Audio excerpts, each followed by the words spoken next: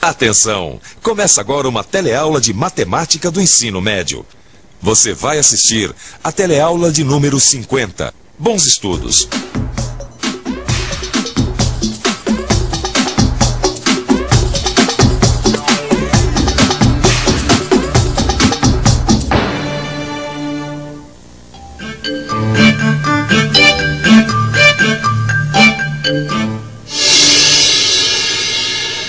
Olá, você se lembra da nossa última teleaula?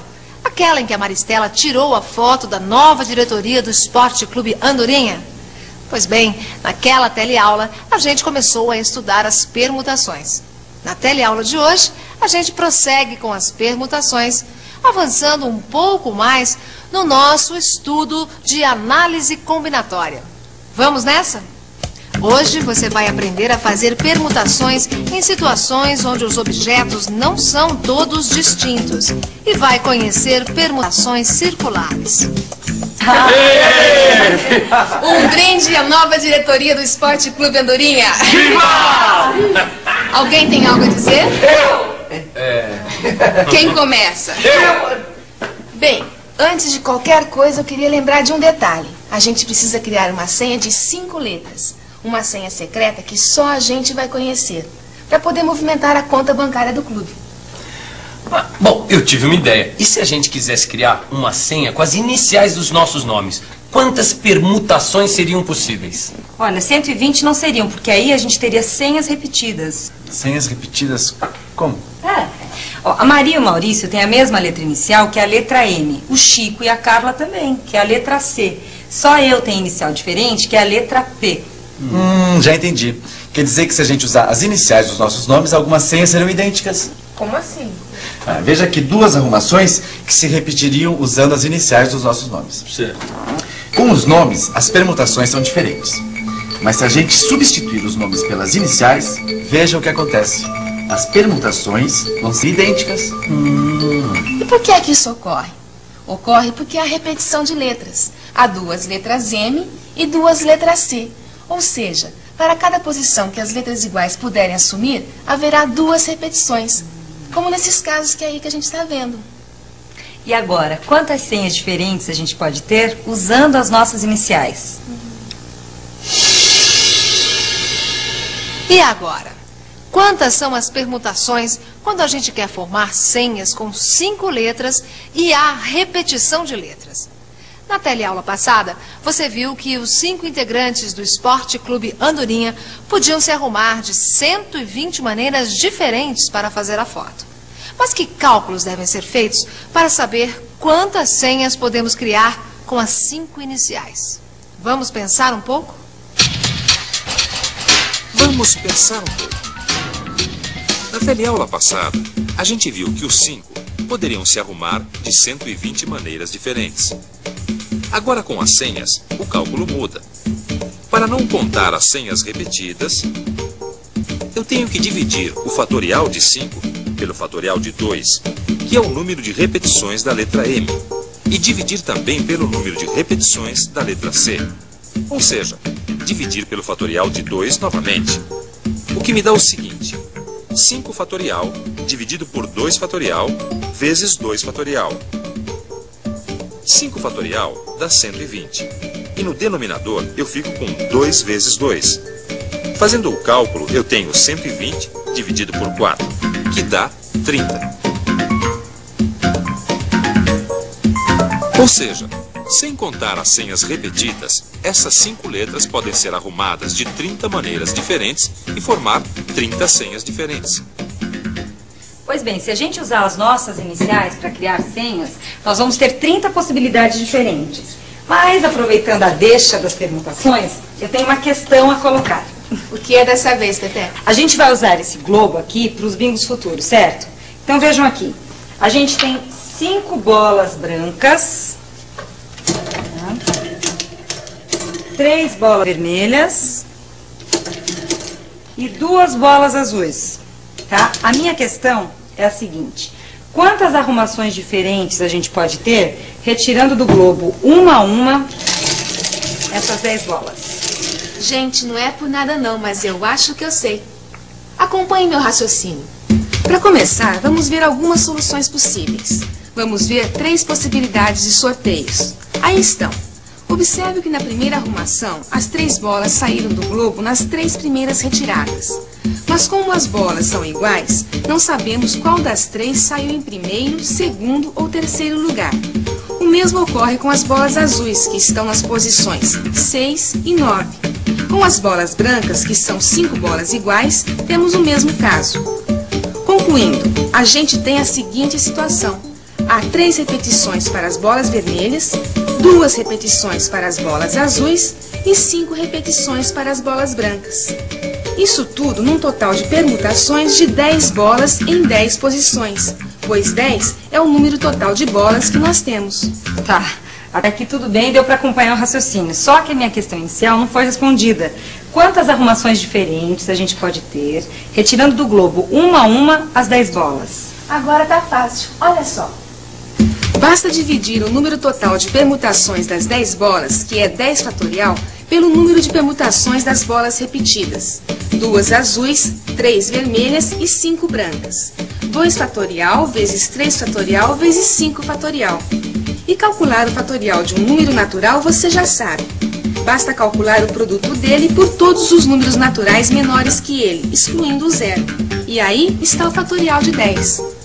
Como 5 vezes 4 vezes 3 vezes 2 vezes 1 é igual a 5 fatorial, a gente também pode representar 10 fatorial por 10 vezes 9 vezes 8 vezes 7 vezes 6 vezes 5 fatorial. Agora vamos simplificar essa fração. Veja.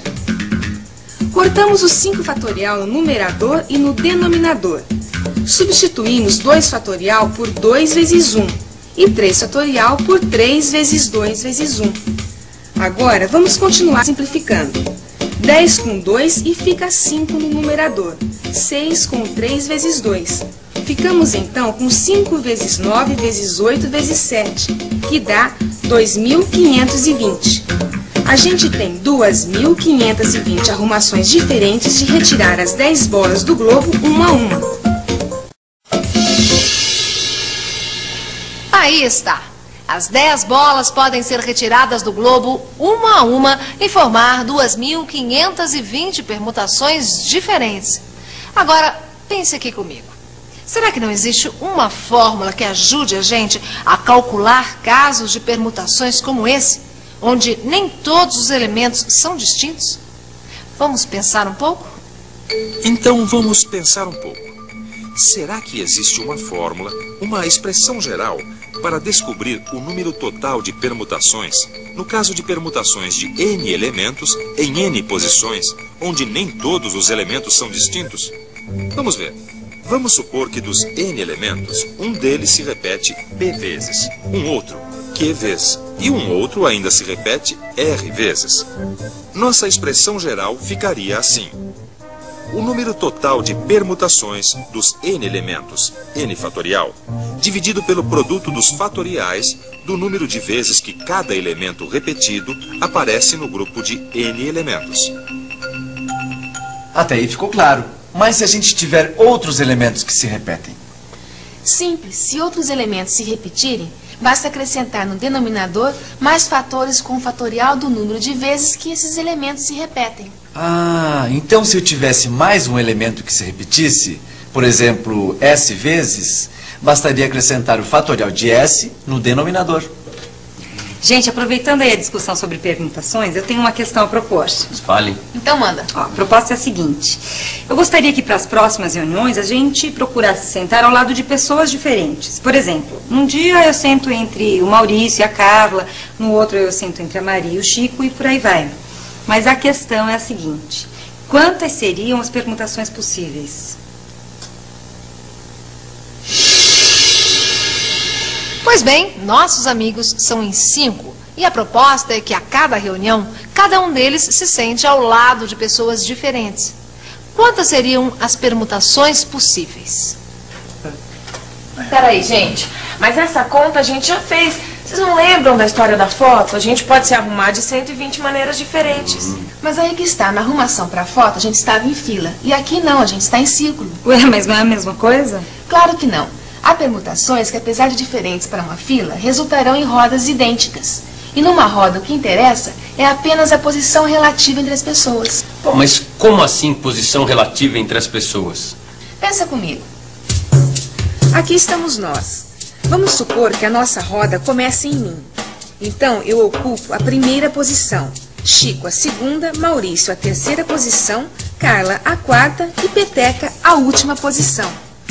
E como cada um de nós é representado por uma letra, a gente formou a seguinte roda: A, B, C, D e E. Agora vamos trocar de lugar. Cada um de nós senta-se na cadeira ao lado. Veja a roda que nós formamos agora. As pessoas que estavam ao nosso lado continuaram sendo as mesmas. Mas vamos mudar de lugar mais uma vez. Aí está a nossa nova formação. Mas vamos rodar mais uma vez? Vejam. E por último, trocamos de lugar ainda mais uma vez. E chegamos a essa disposição. Mas olha só que curioso o que aconteceu. Veja que a gente foi mudando as nossas posições, mas na verdade continuamos formando a mesma roda. Deixa eu ver se eu entendi. Quer dizer que para cada arrumação que a gente fizer de nós 5 aqui na mesa, a gente pode rodar essa arrumação 5 vezes? Matou a charada, Peteca. Tá, tudo bem. Só que a minha pergunta inicial, como é que fica? Não foi respondida. De quantas maneiras a gente pode se sentar ao lado de pessoas diferentes nas reuniões? Agora tá fácil. Veja. Para o total de permutações simples que fizermos, estaremos contando 5 permutações, que em círculos são iguais. Então temos que dividir o total de permutações 5 fatorial, que é igual a 120, por 5. Portanto, o nosso número será 24. Ou seja, nossos 5 amigos podem se sentar à mesa durante as reuniões de 24 maneiras diferentes. Mas será que ficou claro essa história de permutações circulares? Você entendeu isso direito? Para não ficar nenhuma dúvida, vamos ver mais um exemplo. Se a gente tiver 3 crianças em roda, em quantas rodas diferentes elas podem se arrumar? Vamos pensar um pouco? Essas são 6 possibilidades dessas 3 crianças ficarem em roda. Mas o que eu quero saber é quantas rodas diferentes elas podem formar. Para isso, eu pego o número de permutações simples possíveis, que é 3 fatorial, e divido por 3. Aí está. Há apenas 2 rodas diferentes dentre as 6. E se a roda fosse formada por 8 crianças? Quantas seriam as possibilidades de rodas diferentes? Veja como é simples. Basta pegar o número de permutações simples possíveis, que é 8 fatorial, e dividir por 8. Aí está. As 8 crianças podem formar 5.040 rodas diferentes. Concluindo, eu posso dizer o seguinte: que a expressão geral para o número de permutações circulares possíveis é assim. O fatorial de n sobre n é igual a n vezes o fatorial de n menos 1 sobre n, que é igual ao fatorial de n menos 1. E atenção, se liga aí, que é hora da revisão. Na teleaula de hoje, você aprendeu a fazer permutações em situações onde os objetos não são todos distintos. Viu também como se simplifica fatoriais. Por fim, conheceu as permutações circulares e a expressão geral para o número de permutações circulares possíveis. Bem, depois desta teleaula, podemos ter certeza que você não vai ter problemas com permutações. Mas não deixe seu aprendizado parar por aqui. Leia o livro, faça os exercícios, pois em matemática só aprende quem pratica. Até a próxima!